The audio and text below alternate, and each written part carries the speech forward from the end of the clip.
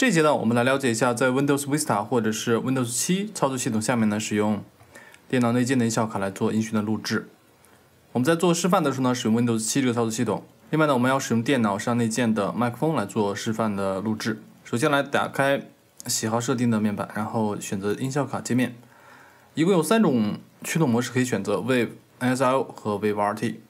绝大多数的内建音效卡呢，都支持 Wave 这种模式，这个呢也是 Windows 它最传统的这样一种模式。预设情况下呢，也一般都会选择为这种模式。选择为这种模式之后呢，预设输入里选择一个输入的源，那么这个呢选择是预设的输入源。那你在录制的时候呢，实际上可以再去改变。然后下面呢是预设输出，这个选项呢，依据不同的音效卡的型号呢，可能会有不同数量的选择。有些音效卡呢只支持一个输出的通道，所以说你就只能看到一个选项。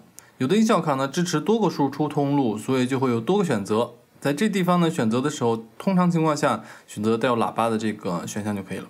下面呢是取样率的选择，你可以选择一个合适的取样率，然后原生度的选择。但实际上你不必做这个变更，让它保留44100和16比特就可以了，因为这个呢是 CD 的音质的标准，对于多数录音工作来说都是适用和足够的。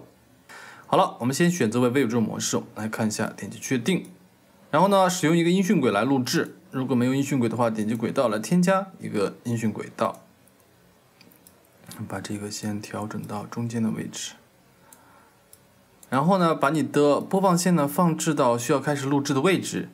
然后呢，点击准备按钮，让这个轨道呢进入到录音的状态。然后呢，就可以开始来录制了。在录制之前呢，其实最好呢是做一下试录制。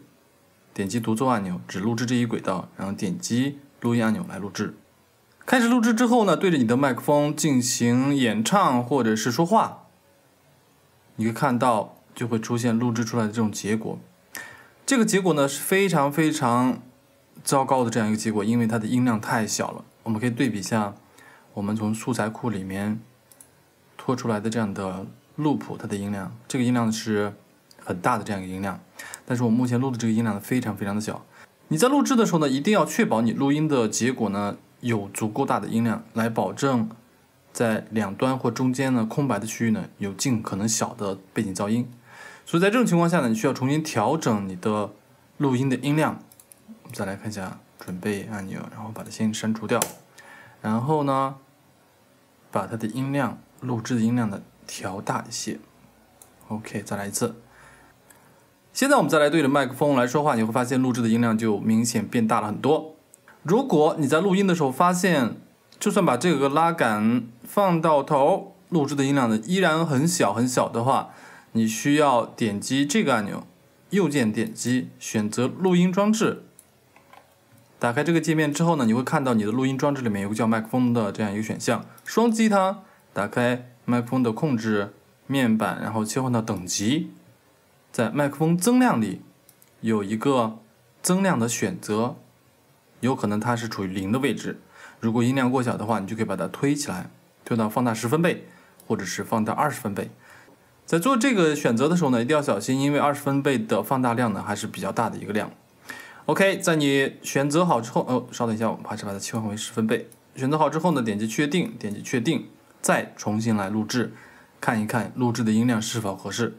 好了，我觉得现在音量呢录制起来很合适，我就可以把试录制的内容删除掉，取消掉独奏，然后呢把播放线放回准备开始录音的位置。但是如果我从这儿开始录制的话，会有个问题，就是我很容易会唱错节拍，或者是找不到感觉，所以你不妨把这个播放线呢往前放，我就把它倒到最开始的位置，然后从头开始播放，从第3小节来开始演唱。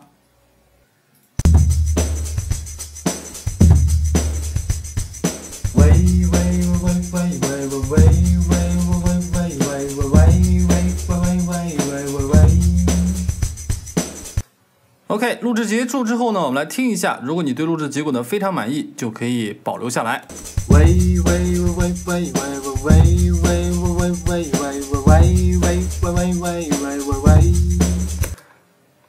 如果你对录制的结果不满意，选中这个物件，然后使用编辑里面的删除把它删除掉，或者呢使用电脑键盘上的 Delete 键或者呢使用 Backspace 键都可以把它给删除掉，或者呢使用复原上次动作来把它删除掉。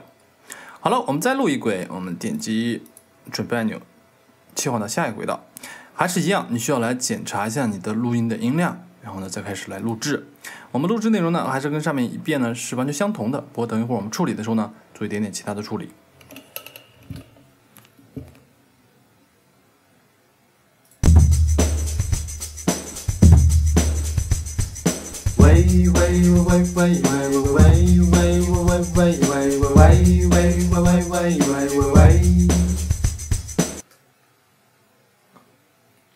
好了，我们把其中的一遍声音呢放到最左边去，一遍呢放到最右边，然后呢把准备按钮给它去掉。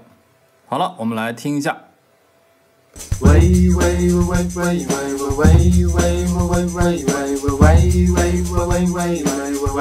OK， 那么这个呢就是如何在 Windows Vista 或 Windows 7里面呢使用电脑内建的音效卡来做音频的录制。这一节呢我们就先说到这儿。